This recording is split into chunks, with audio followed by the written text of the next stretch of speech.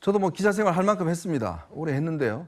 제가 만약 이걸 봤다라 그러면 진짜 이런 게 이걸 72분짜리를 보고 이런 기사를 썼다는 것 자체를 보면 이거는요, 진짜 있을 수 없는 일이라고 저는 생각이 듭니다. 아마 뉴스타파도 꽤 기자 생활 한 사람들이 한둘이가 아닐 겁니다. 꽤 있을 겁니다.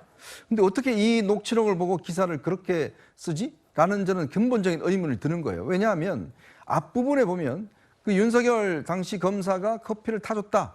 아, 임마, 가. 뭐 이렇게 봐줬다. 라는 게 나오잖아요. 근데 뒤에 보면 그걸 다 부인하는 내용들이 나옵니다. 예.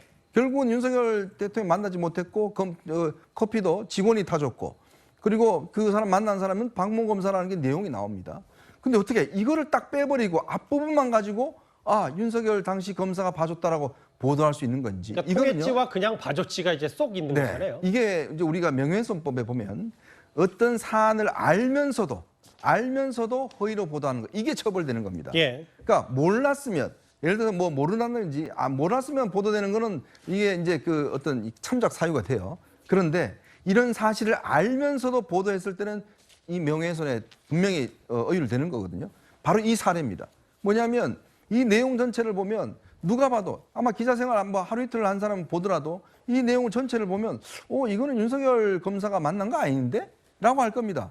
근데 어떻게 이 기사를 쓴 기자는 이걸 보고서 윤석열 검사가 만나서 커피를 타줬다, 이렇게 보도할 수가 있죠?